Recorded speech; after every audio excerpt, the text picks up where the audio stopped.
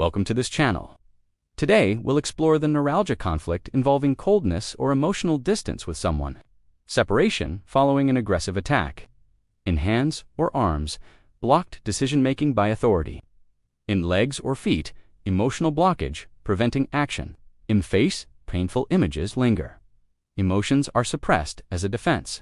In 1983, Helen Fisher published an article in the New York Times Magazine titled "Why We Love the One Who Doesn't Love Us Back." In it, she described a phenomenon that many of us have experienced firsthand. Unrequited love.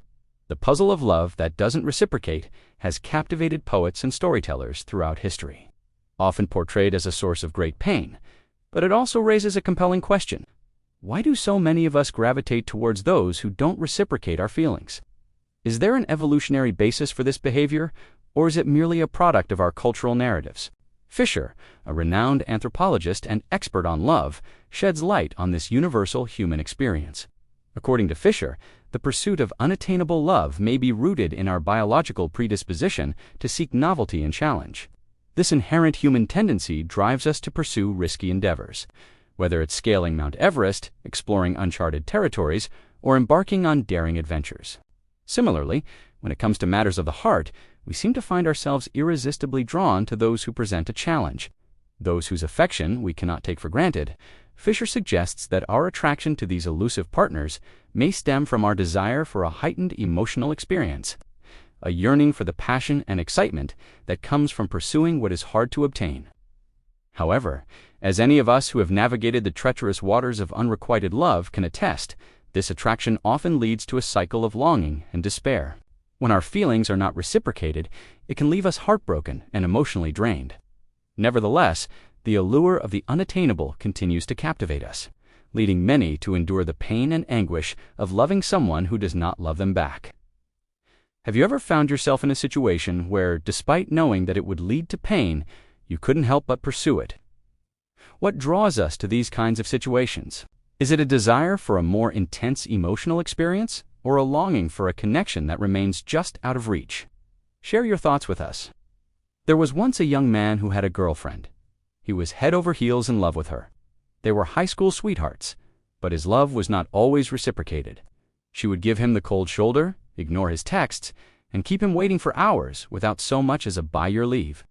But he was persistent. He believed that his love was true, and that someday she would come to see the light. He tried to win her over with grand gestures, love letters, and promises of a future together. But all of his efforts seemed to go in vain.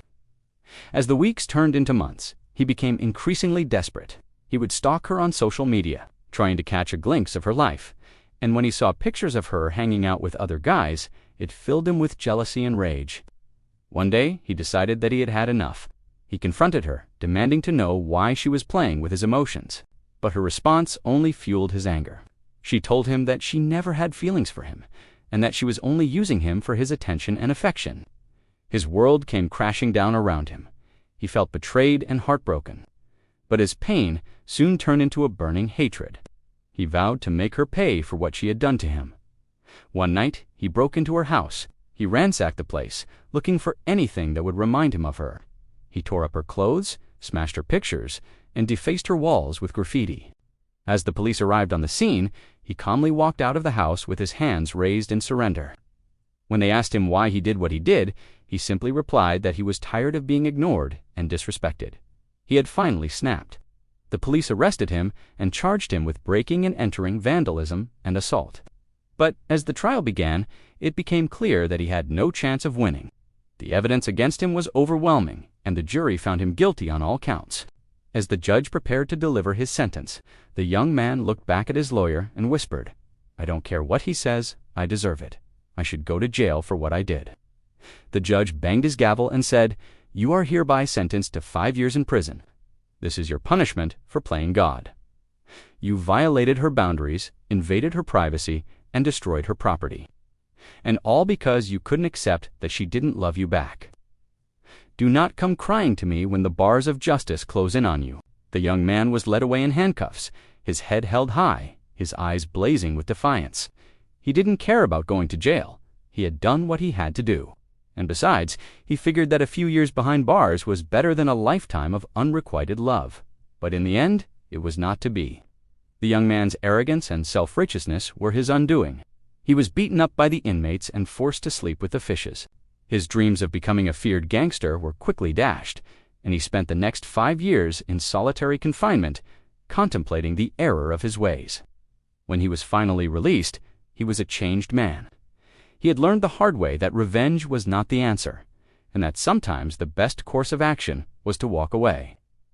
This conflict involves a young man who breaks into his ex-girlfriend's house and vandalizes the place because he is angry that she does unlove him.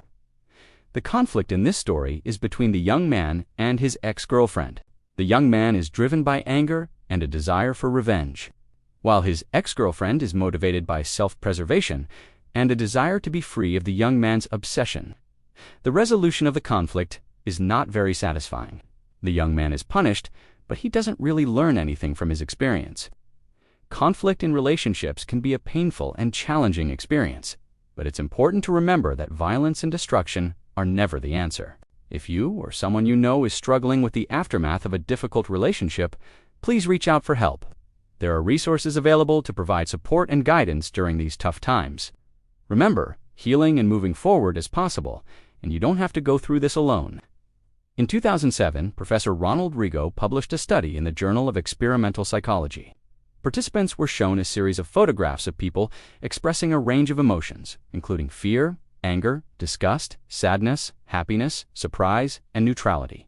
The participants were instructed to rate each photograph based on how pleasant or unpleasant the emotion displayed appeared to be. The researchers hypothesized that negative emotions would be perceived as more unpleasant and positive emotions as more pleasant. However, the results of the study revealed an unexpected twist. While negative emotions, such as fear, disgust, and sadness, were indeed seen as unpleasant, the emotion of anger stood out as significantly more unpleasant than the others. On the other hand, positive emotions like happiness and surprise were considered highly pleasant, but surprise emerged as the clear winner. Interestingly, when participants were asked to identify which emotions were the most and least pleasant, they overwhelmingly chose anger and surprise, respectively. Notably, even participants who reported themselves as optimistic and extroverted still ranked anger as the most unpleasant emotion. This finding suggests that anger holds a unique position on the emotional spectrum, capable of evoking a more intense and enduring level of unpleasantness compared to other negative emotions. Moreover, the study highlighted the importance of considering individual differences in emotional processing. Even among individuals who generally perceive emotions in a positive light, anger still stands out as a particularly jarring experience. If you enjoyed this video, don't forget to stay tuned for more insightful psychology videos. Thank you for watching.